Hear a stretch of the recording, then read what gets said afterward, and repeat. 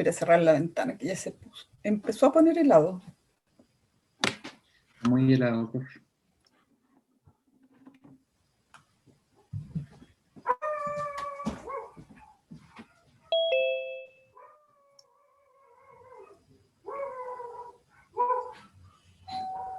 Eso te desinflama. ¿Puedes abrir, por favor? Sí.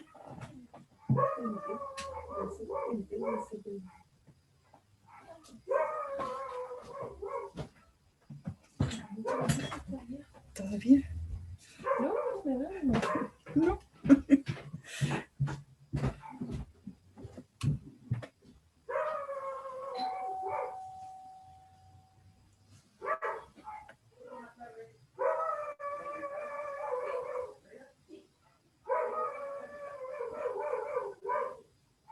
Gary no quiere visitas, profe. No. Paquetes y paquetes donde todo lo compramos por internet.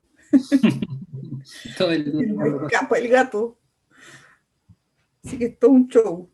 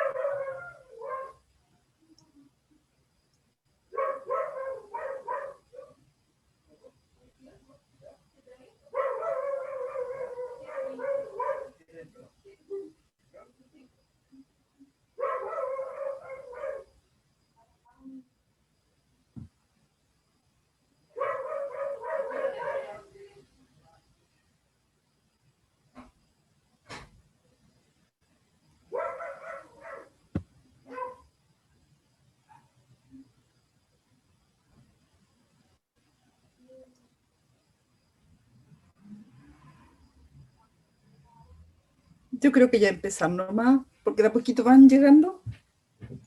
Ya. Voy a compartir pantalla entonces.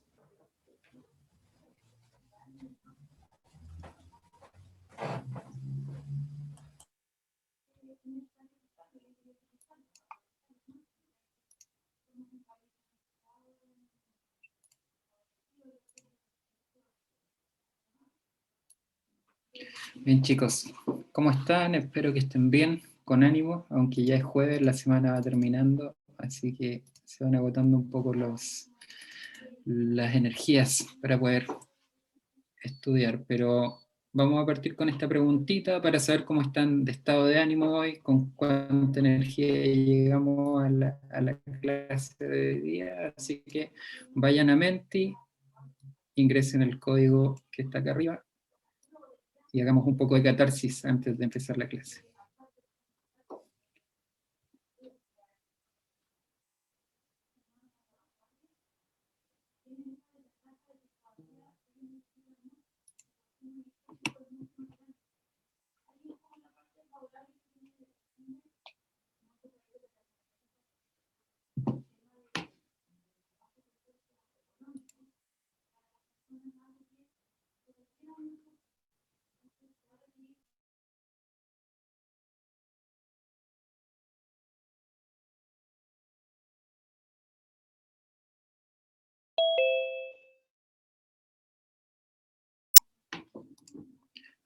Bien, bien y usted, muchas gracias, yo también estoy bien.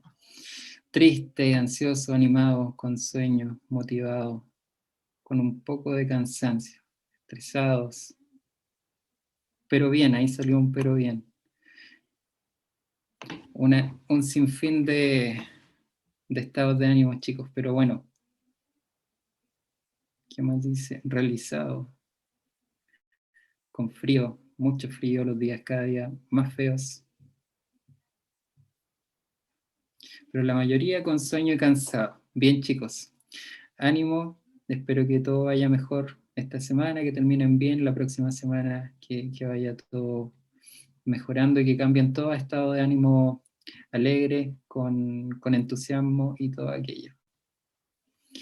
Bien chicos, entonces para retomar un poco la línea de lo que estábamos viendo la clase pasada, en este caso, vamos a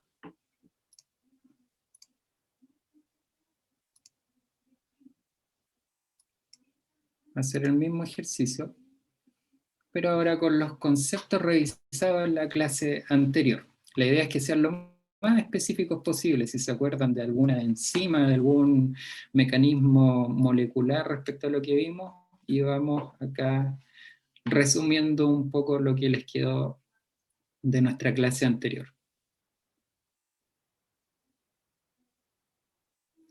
Aquí los vamos a pillar si es que pusieron atención o no pusieron atención.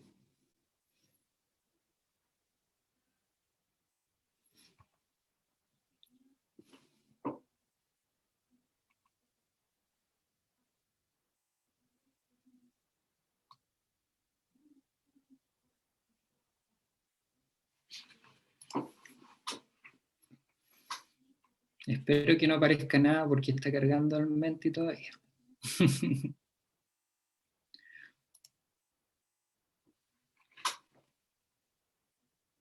Vamos chicos, los conceptos generales, replicación, perfecto, ahí venían, ahí venían. Cebador de 3 a 5, perfecto, fragmentos de Okazaki, transcripción, ATPasa, helicasas, traducción, replicación, ligasa, muy bien. Cebador de 3 a 5, bien, entonces todo esto está asociado principalmente a los procesos de replicación, ¿cierto? Donde teníamos los fragmentos de Okazaki, que estaban en este caso, que se iban formando en nuestra hebra que va retrasada, porque va en contra del sentido en el cual se va abriendo el bucle o se va desenredando, por así decirlo, nuestra hebra de ADN. Las ligasas que van a ir uniendo estos fragmentos de Okazaki y generando que tengamos una molécula de ADN hija, en este caso, completamente idéntica a la hebra original. Los telómeros, un tema que tocamos también en la clase pasada, interesante respecto a, por ejemplo, en estudios asociados a enfermedades como el cáncer, los telómeros son fuente o target, en este caso, de estudios, incluso se proponen como algún target para poder tratar algunos tipos de cáncer. Proteínas de unión de cadena simple, me imagino que era esa. Perfecto, entonces estamos súper bien con los conceptos pasados. Me alegra, me alegra. Por lo tanto, ahora vamos a continuar con la segunda parte de esta clase.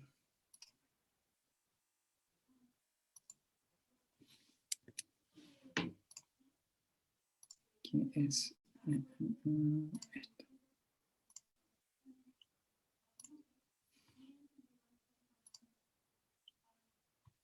Vamos a grabar.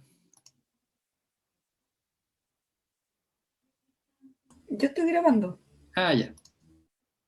Va, ahí terminé de compartir, no de grabar.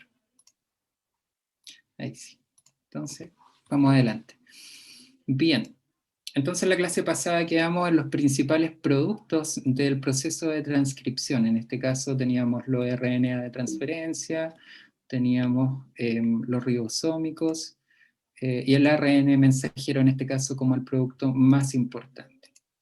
Lo que revisamos nosotros hasta la clase pasada fue la transcripción en eucariontes y vimos que tenía complejo y se formaban algunos procesos que tenían varios pasos para llegar a ejecutarse, y ese metabolismo asociado a la transcripción es un poco diferente en procariotas.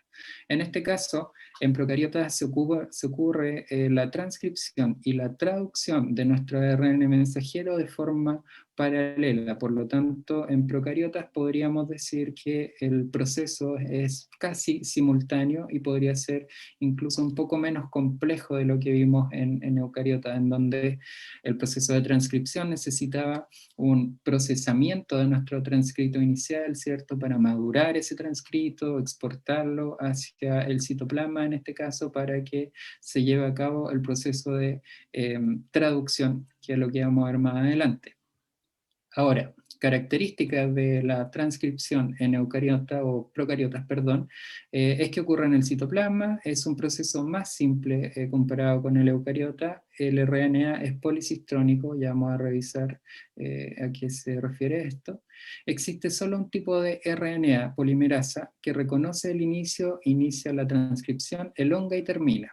Si recordamos, en eucariotas teníamos diferentes tipos de RNA polimerasa que estaban asociadas a los diferentes tipos de RNA que se producían, los RNA ribosomales, los RNA de transferencia y el RNA mensajero en este caso, que es el más importante o el que lleva en este caso el código para poder generar o poder obtener la síntesis de proteínas.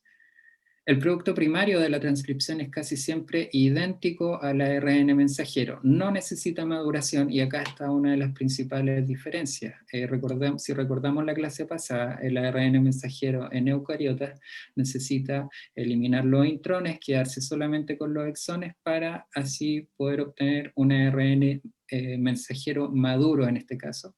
La diferencia en procariotas es que carece básicamente de los intrones y tiene solamente en su gran mayoría regiones que son codificantes. Por lo tanto, esa es una de las ventajas y es lo que permite que en procariotas este proceso se lleve prácticamente en paralelo, porque al generar nuestra hebra de ARN mensajero está listo para poder ser capturado o para ser, en este caso, traducido por los ribosomas.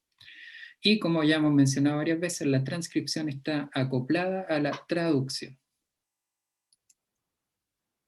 Ahora, ¿cómo se inicia la transcripción en procarionte en este caso? Si recordamos la estructura de un gen, ¿cierto? Habíamos visto que se compone de una región promotora, una región de inicio de la lectura, una región central donde están las regiones codificantes, no codificantes, y una región de término. Como estamos hablando de un gen, en este caso procarionte, lo que tenemos es un promotor y una sección del gen que sería totalmente codificante, y al final vamos a tener también un sitio de término.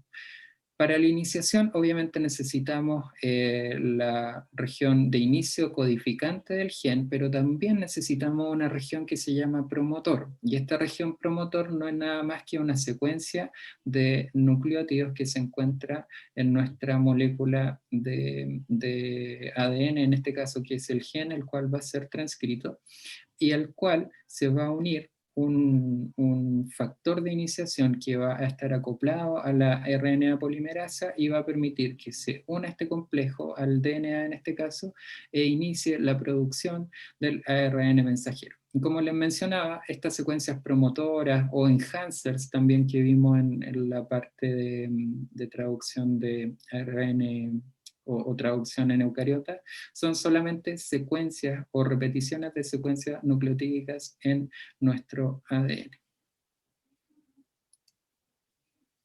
¿Cómo ocurre la elongación ahora? La elongación de la cadena de ARN mensajero obviamente va a depender de nuestro complejo, de nuestra RNA polimerasa, pero en este caso, para que inicie este proceso, tiene que salir nuestro componente sigma, en este caso, que era el que reconocía el sitio de inicio o el sitio promotor del gen, y una vez que se libera este factor sigma, se puede dar lugar a la transcripción. Ahora, la RNA polimerasa va a recorrer la hebra de ADN hacia su extremo 5', sintetizando una hebra de ARN en dirección 5', 3'. Y en promedio va a alongar aproximadamente 40 nucleótidos por segundo, dependiendo de la estructura secundaria del ARN. En este caso, las estructuras secundarias del ARN son ciertos plegamientos que va teniendo la molécula, y esto también va a incidir tanto en la interacción con la RNA polimerasa, tanto como en la velocidad con la cual se va produciendo o se va elongando la cadena de ARN mensajero. Ahora, ¿cómo termina la transcripción en este caso? Vamos a tener dos casos para los organismos procariontes, que puede ser dependiente del factor Rho e independiente del factor Rho. El factor Rho va a ser una proteína o una molécula de carácter peptídico, en este caso, que se va a unir a la molécula de ARN mensajero que se va sintetizando en este proceso, y va a hacer que haya un impedimento físico y también una decadencia en la afinidad de el complejo de la RNA polimerasa con la molécula de ADN en este caso, y se va a poner fin a el proceso de transcripción.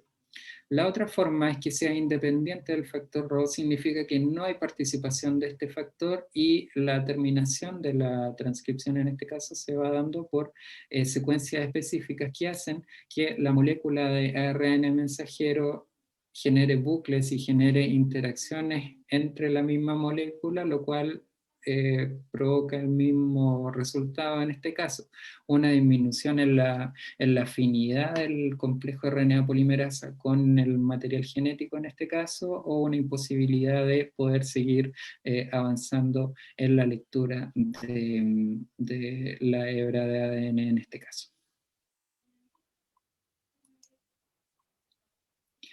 El resumen respecto a lo que habíamos visto en la clase anterior y lo que vemos hoy día en transcripción es, por ejemplo, tenemos las características en esta columna. El promotor en procarionte va a tener caja y zona operadora, el eucarionte solo cajas. El cistrón en procariontes va a ser policistrones, en eucariontes monocistrone. La RNA polimerasa, una sola con 5 subunidades distintas en procariotes, y en eucariontes van a ser 3 RNA polimerasas, que es las que ya hemos comentado. La estabilización, el ARN recién transcrito no tiene en este caso, mientras que en eucariotes al comienzo contiene una cadena de 7-metilguanosina o la capucha que habíamos conversado también, y al final de la cadena una secuencia de polía que le va a dar la estabilidad para poder desplazarse hacia los diferentes compartimentos celulares por donde va a tener que pasar. La RNA polimerasa se autocopla al promotor, mientras que en eucariontes la RNA polimerasa necesita de la presencia de proteínas de iniciación que se unan antes que ella al DNA, y esto es lo que nosotros habíamos comentado como los enhancers o factores de transcripción, que puede ser alguna molécula señalizadora de las mismas células, por ejemplo, que induzca la producción de un receptor de LDL en la membrana.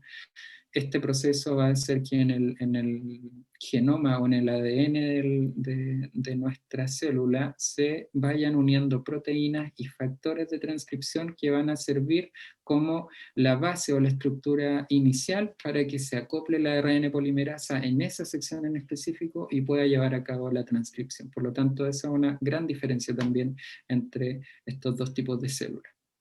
Intrones los procariontes no tiene, y eucariontes tiene, y se eliminan con el splicing. Lugar de acción inmediatamente al ser creado, y en eucariontes en el citoplasma.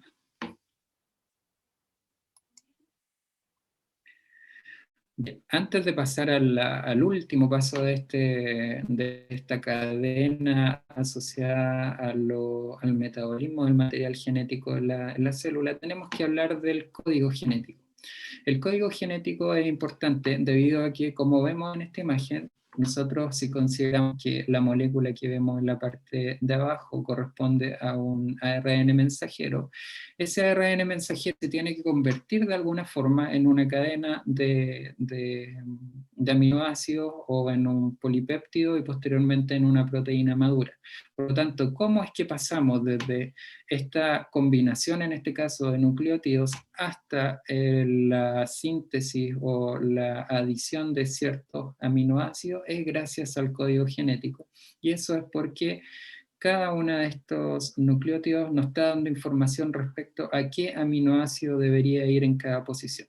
Ahora, si se dan cuenta, tenemos un triplete en este caso, y es así como se va configurando el código genético, a partir de tripletes que van a ser codificantes para la adición de un aminoácido en específico, y eso va a permitir que se lleve a cabo la traducción del mensaje que está en este caso en el ARN mensajero, mediante diferentes maquinarias enzimáticas que vamos a ir viendo a continuación.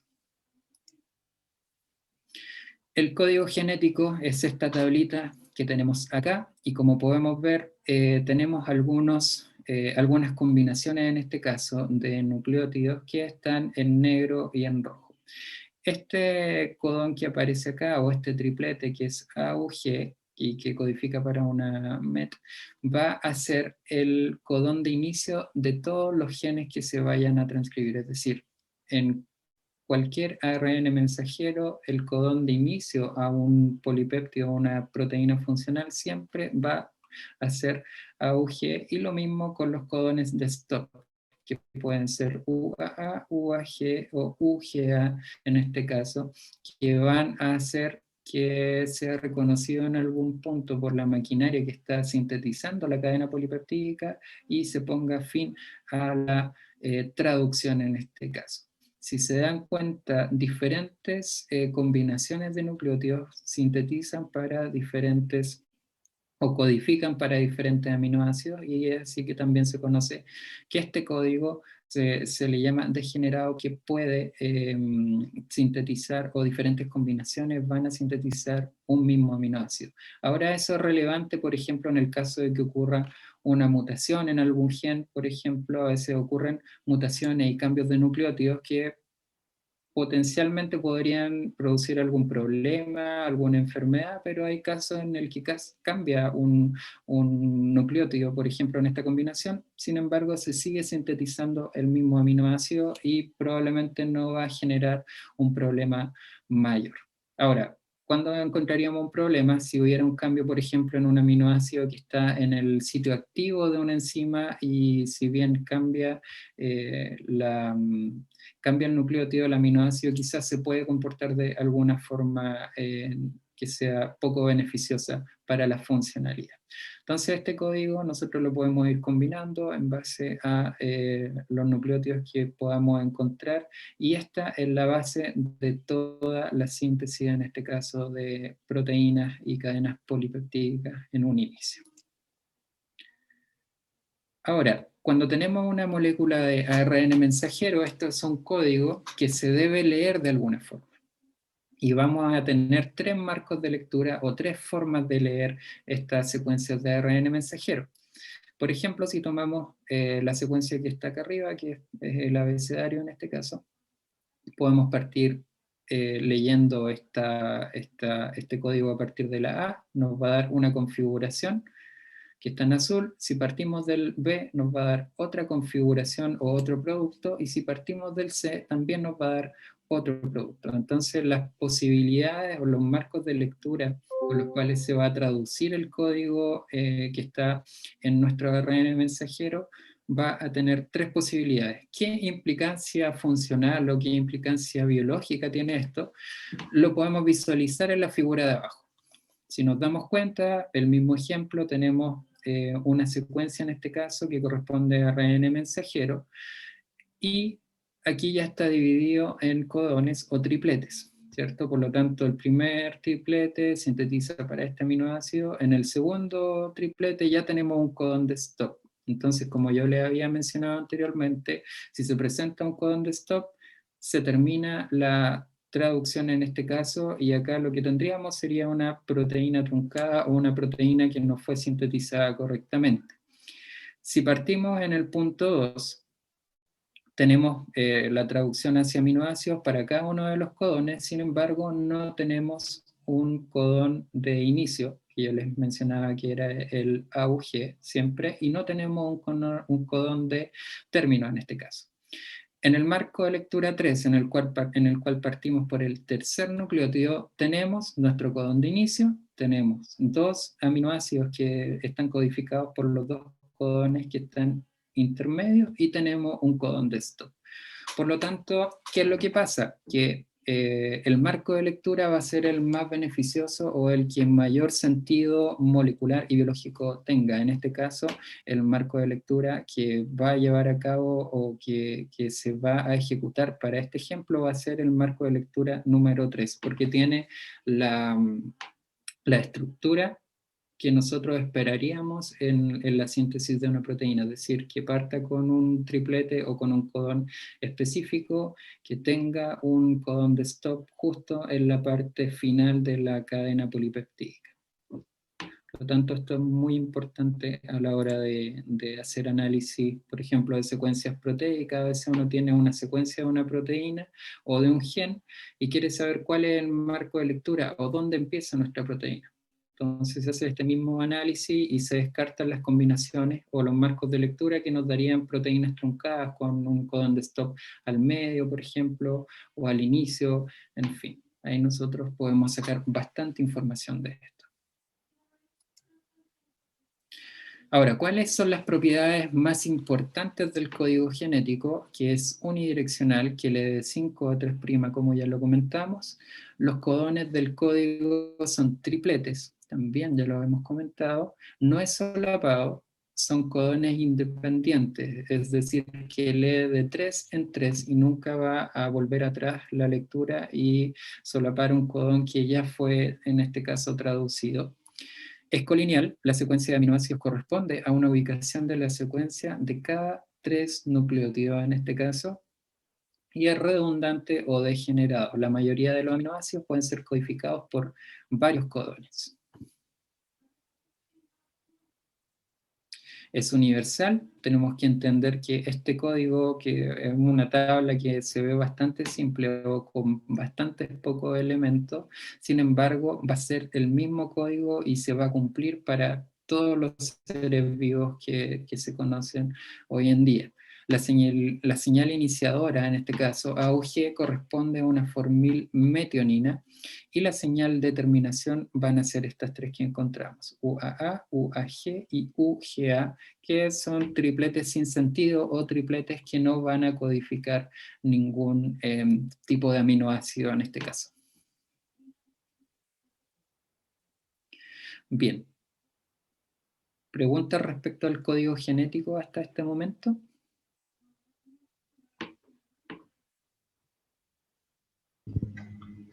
No, profesor. Yo tampoco, profe. Muy bien, entonces seguimos. Ahora ya con la parte final, que sería la traducción. Este gráfico ya lo hemos visto bastantes veces en la clase del día lunes y la clase de hoy. Y ya vamos en la parte culmine de todo este proceso, en donde nosotros ya sabemos cómo ocurre la transcripción, ¿cierto? Pero ahora necesitamos saber y entender cómo ocurre el proceso de traducción, cómo la célula va a ocupar este código genético, cómo la célula va a ocupar el ARN mensajero y lo va a transformar ya no en una secuencia o en una molécula que está dando vuelta o que se está transportando desde el núcleo al citoplasma, sino que lo va a transformar en un elemento funcional, en una biomolécula que le va a permitir llevar a cabo las necesidades que la célula tenga que realizar en el aspecto metabólico. Por lo tanto, en la traducción acá vemos algunos elementos que tienen que participar sí o sí, que es el ARN de transferencia, el ARN mensajero y el ARN ribosomal. Aminoácidos que a través de la lectura del ARN mensajero se van a transformar en polipéptidos, los ribosomas que van a ser las unidades catalíticas que van a poder permitir la producción, en este caso, de las cadenas polipeptídicas, y así, una serie de elementos que nos van a llevar a cabo este proceso. Ahora, ¿cómo se define la traducción? Lo vamos a definir como la síntesis de proteínas mediante la unión covalente de aminoácidos según orden establecido por la secuencia de nucleótidos de nuestro ARN mensajero, y que va a ser leída y que va a ser traducida estrictamente de acuerdo con el código genético que ya revisamos anteriormente. Entonces, en líneas generales, ¿cómo ocurre esto? Tenemos nuestro ARN mensajero, tenemos nuestro codón de inicio y los otros codones, en este caso, codificantes, que si nosotros los pasamos por este proceso de traducción, se va a transformar en una proteína compuesta por distintos aminoácidos en este caso, y vamos a tener esta unión peptídica que nos va a generar una cadena polipeptídica en este caso, y como le mencioné en algún momento, esta cadena polipeptídica es inicial, debe ser madurada, debe ser modificada para que sea una proteína funcional, ya sea una enzima, algún transportador de membrana, una proteína quinasa, segundo mensajero, en fin. Todos esos procesos se tienen que llevar a cabo luego de la traducción. Bien.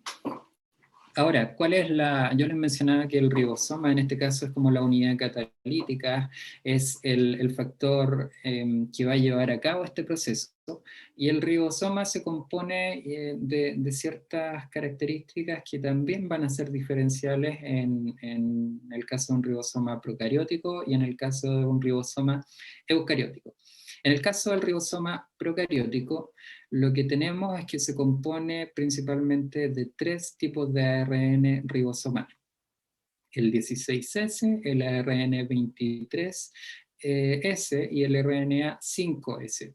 Cada uno de estos RNA va a sintetizar obviamente para proteínas y cadenas polipeptídicas que van a desencadenar que se forme una unidad del ribosoma llamada 50S y una unidad del ribosoma llamada 30S, que los vamos a entender y conocer también como una unidad mayor, una unidad grande y una subunidad pequeña, en este caso la 30S y la mayor sería la 50S.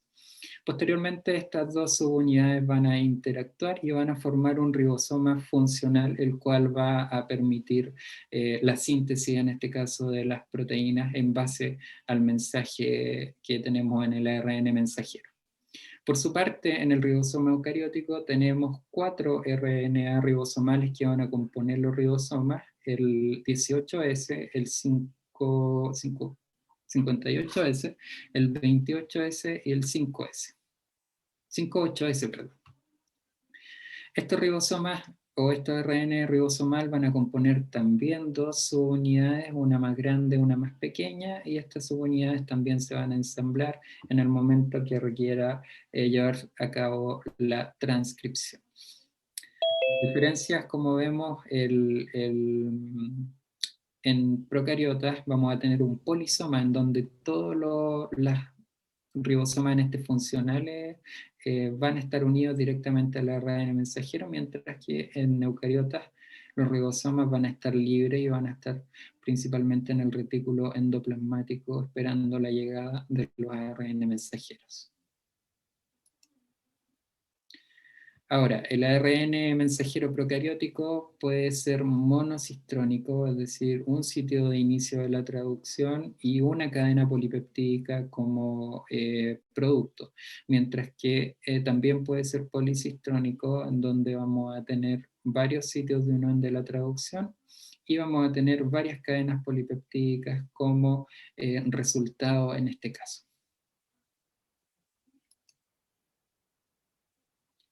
Ahora, el inicio de la síntesis, ¿cómo parte este proceso en el cual el ribosoma juega un papel preponderante? Partimos en este caso con formilmetionina. Antes del AUG, ¿cierto? Sabíamos que nuestro codón de inicio, nuestro triplete de inicio, va a ser AUG. Antes de este AUG, dentro del mensaje del ARN, existe una secuencia conocida como Chain-Dalgarno, en este caso, que también tiene una composición conocida y una secuencia nucleotídea conocida, que va a emparejar con un tipo de ARN ribosomal que es el 16S, que como ya habíamos visto es parte de la subunidad pequeña del ribosoma en este caso. Por lo tanto, el ARN 16S siempre va a tener esta secuencia que va a reconocer todos los inicios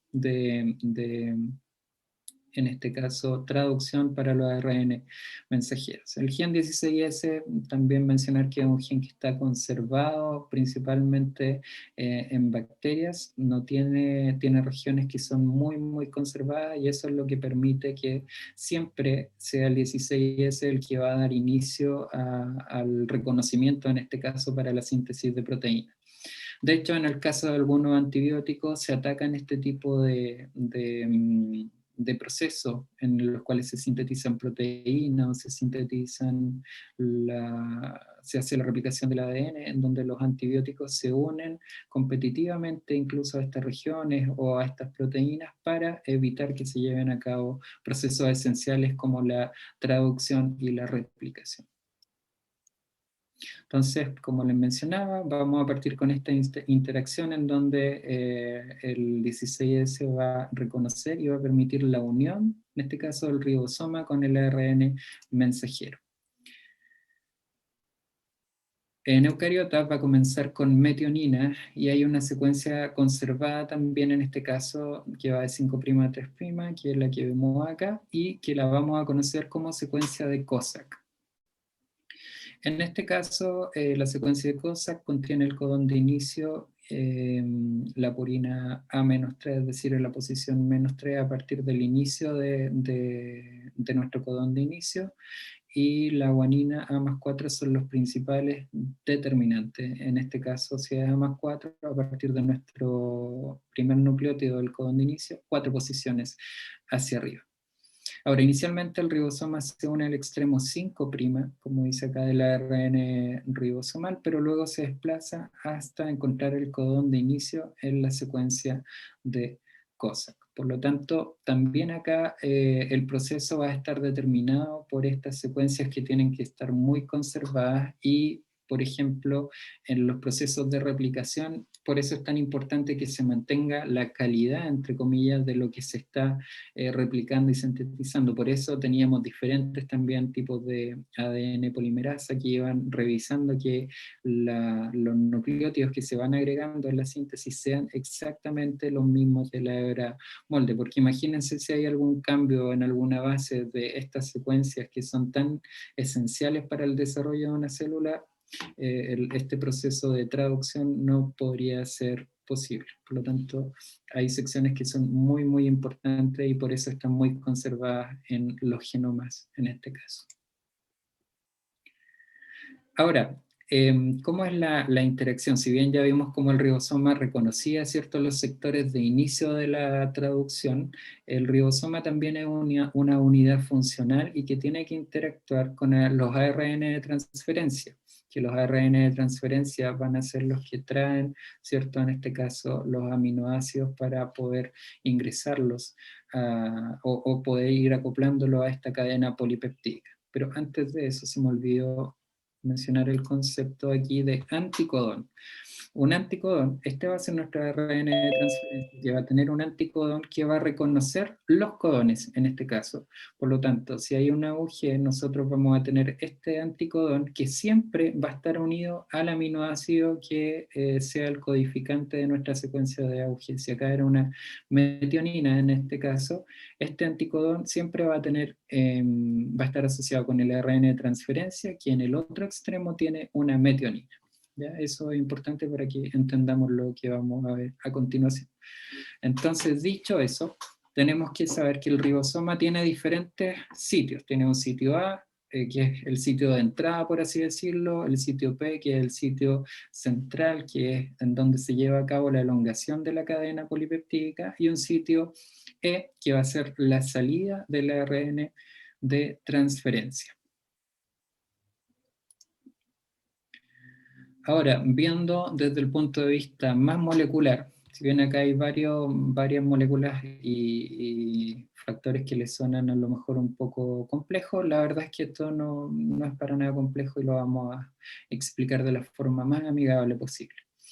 Entonces, tenemos nuestro complejo de iniciación, que ya sabemos, ¿cierto?, por repetición tantas veces, que va a partir siempre con este triplete AUG y siempre va a estar asociado a un ARN de transferencia, que el ARN de transferencia, nuevamente les recuerdo, que es el que va a tener un anticodón en una sección y un aminoácido en el otro extremo. Entonces, para el codón A u G vamos a tener este ARN de transferencia con el anticodón que codifica para metionina.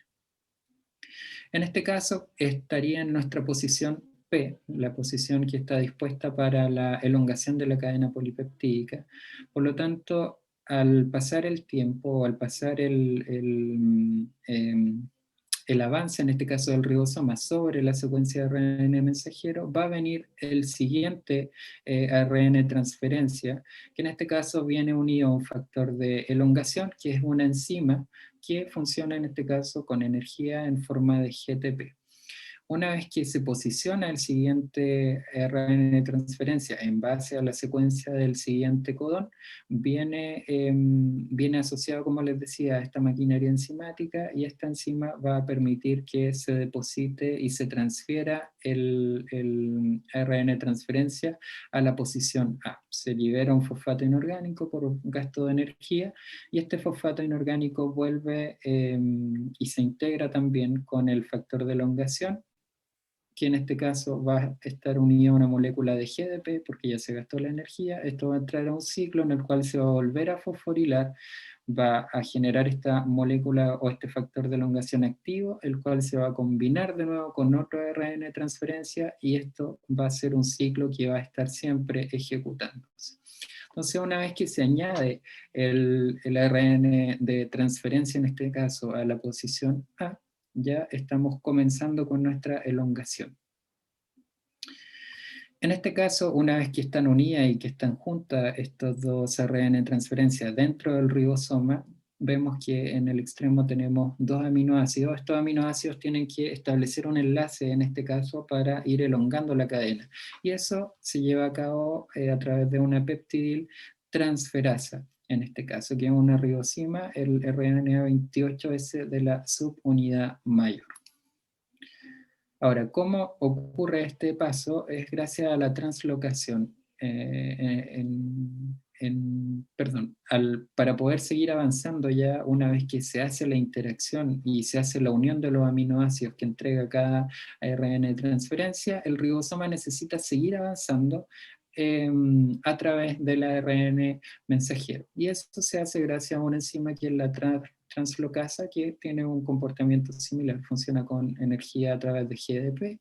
Una vez que se genera el movimiento del ribosoma hacia la parte delantera, hay una liberación, es decir, este ARN de transferencia pasa a la zona E, que sería la zona de salida, se libera ese ARN de transferencia, el ARN de transferencia que tiene la cadena polipeptídica, en este caso, queda en la posición intermedia, la posición P, y queda libre la posición A para que entre otro ARN de transferencia y se vaya repitiendo el ciclo. Otra visión de cómo ocurre en la translocación en este caso, tenemos nuevamente un ARN de transferencia en el sitio A, uno en el P, y no hay nada en el sitio B. Se produce el movimiento gracias a la translocasa, el ARN de transferencia 1 en este caso es expulsado, y el ribosoma queda en su condición o conformación inicial, la que veíamos al inicio de esta explicación, en donde tenemos el ARN de transferencia en la zona P, listo para recibir otro ARN de transferencia y por ende otro aminoácido que va a ir siendo agregado a la cadena polipeptídica. Finalmente, una vez que ya se sintetizó y se elongó esta cadena polipeptídica, vamos a llegar siempre a un codón de terminación, que ya lo habíamos mencionado. Una vez que se llega a ese codón de terminación, ya no se une un ARN de transferencia, sino que un factor de terminación o un factor de liberación, que lo que va a hacer es básicamente unirse en este sector y mediante una hidrólisis va a cortar el enlace, en este caso que vemos acá, que está uniendo a nuestro ARN de transferencia con la cadena polipeptídica. De esta forma se va a liberar el polipéptido y nuestro ARN de transferencia también va a ser liberado y se va a desacoplar la maquinaria que compone nuestro ribosoma. De esa forma se pone término al proceso de traducción para una cadena polipeptídica en este caso. Entonces, vamos a ver ahora dos videos que van a resumir nuevamente esta información y la voy a explicar en otras palabras para que quede mucho más claro si es que algo no fue muy claro con esta otra explicación. Iniciación de la traducción en procariotas. La subunidad pequeña del ribosoma se separa de la grande con la ayuda de dos factores de iniciación, IF1 e IF3. Este complejo se une entonces a una región rica en purinas, la secuencia Sain-Dalgarno, aguas arriba del codón de inicio AUG en el ARN mensajero. La secuencia Sain-Dalgarno es complementaria y está emparejada a una secuencia del ARN ribosómico 16S, un componente de la subunidad pequeña. Este alineamiento asegura que el codón de inicio se encuentra en la posición correcta dentro del ribosoma. Otro factor de iniciación, IF2, lleva el ARN transferente iniciador cargado con el aminoácido de inicio N-formilmetionina. La subunidad grande del ribosoma se une al complejo y los factores de iniciación se liberan. El ribosoma tiene tres sitios. El sitio A sirve de entrada a nuevos ARN transferentes cargados con aminoácidos o aminoacil ARNT. El sitio P está ocupado por el peptidil ARNT, el ARN transferente que lleva la cadena polipeptídica creciente. El sitio E es la salida de los ARN transferentes después de haber dejado el aminoácido. El ARN transferente iniciador se coloca en el sitio P. Elongación. Un nuevo ARN transferente cargado entra en el sitio A del ribosoma. En el ribosoma, el anticodón del ARN transferente que llega se empareja con el codón del ARN mensajero que se encuentra en el sitio A. Durante esta revisión, los ARN transferentes con anticodones incorrectos se rechazan y se reemplazan por otros nuevos que también se revisarán. Cuando el aminoacil ARNT correcto entra al sitio A, se crea un enlace peptídico entre los ahora adyacentes aminoácidos. Conforme se forma el enlace peptídico, el ARN transferente del sitio P libera los aminoácidos al ARN transferente del sitio A y se queda vacío. Al mismo tiempo, el ribosoma se mueve un triplete hacia adelante del ARN mensajero. Como consecuencia, el ARN transferente vacío se encuentra ahora en el sitio E y el peptidil ARNT en el sitio P. El sitio A se encuentra ahora libre y listo para aceptar un nuevo ARN transferente.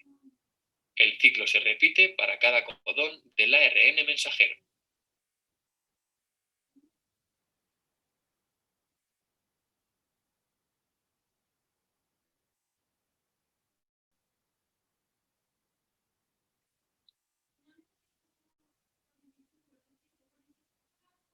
Terminación. La terminación ocurre cuando en el sitio A se coloca alguno de los tres codones de parada. No hay ningún ARN transferente que pueda unirse al sitio A, ya que ninguno puede emparejarse con esa secuencia. En su lugar, estos codones son reconocidos por una proteína, un factor de terminación. Al unirse este factor de terminación, se cataliza la escisión del enlace que une el polipéptido y el ARN transferente. El polipéptido se libera del ribosoma. El ribosoma se disocia en sus subunidades y está listo para un nuevo ciclo de traducción.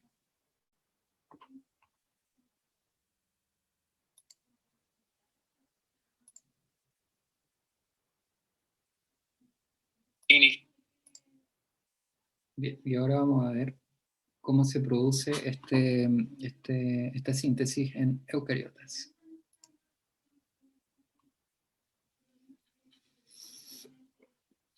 Pasos del proceso de traducción. Iniciación. La subunidad pequeña del ribosoma se une al ARN transferente iniciador que lleva el aminoácido de inicio metionina. Este complejo se une entonces a la estructura CAP del extremo 5' del ARN mensajero y lo escanea hasta encontrar el codón de inicio AUG. El proceso está mediado por varios factores de iniciación. En el codón de inicio, la subunidad grande del ribosoma se une a todo el complejo y los factores de iniciación se liberan. El ribosoma tiene tres sitios. El sitio A sirve de entrada a nuevos ARN transferentes cargados con aminoácidos o aminoacil ARNT. El sitio P está ocupado por el peptidil ARNT, el ARN transferente que lleva la cadena polipeptídica creciente. El sitio E es la salida de los ARN transferentes después de haber dejado el aminoácido. El ARN transferente iniciador se coloca en el sitio P. Elongación. Un nuevo ARN transferente cargado entra en el sitio A del ribosoma.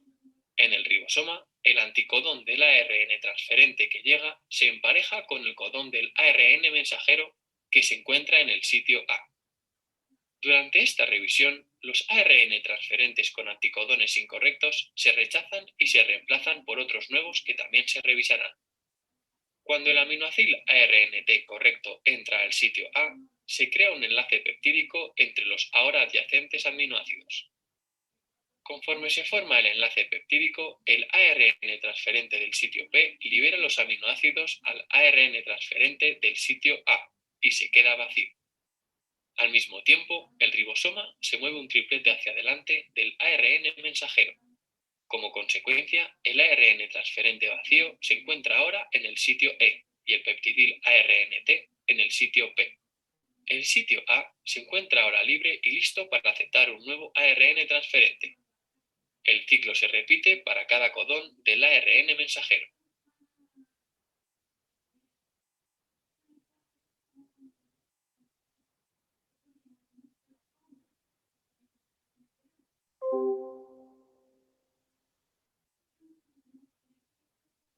Terminación.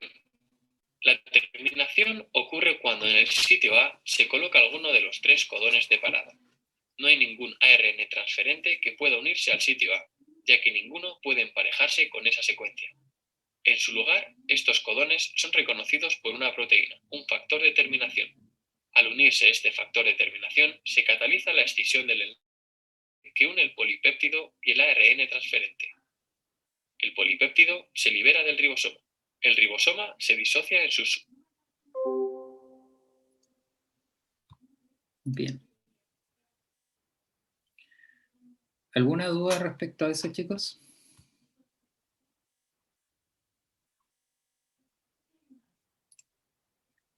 No, profe. Creo que nada, todo claro, perfecto. Entonces, finalmente tenemos los componentes necesarios para cada etapa. Activación de aminoácidos, en la iniciación nuestro ARN mensajero, las moléculas con de iniciación, los ARN transferencia, y un detalle de cada una de los elementos moleculares que vimos ya en detalle que se necesitan para llevar a cabo el proceso de traducción. Y con eso terminamos nuestra clase. Así que, en tiempo de nuevo, si es que hay otra duda, si hay algún comentario. Profe, consulta la clase anterior, ¿la van a subir? Sí, yo ahora se la voy a compartir esta y la anterior a la profe Leticia para que la suba acá. Va a estar el video y también el PPT. Ya, muchas gracias. No hay problema.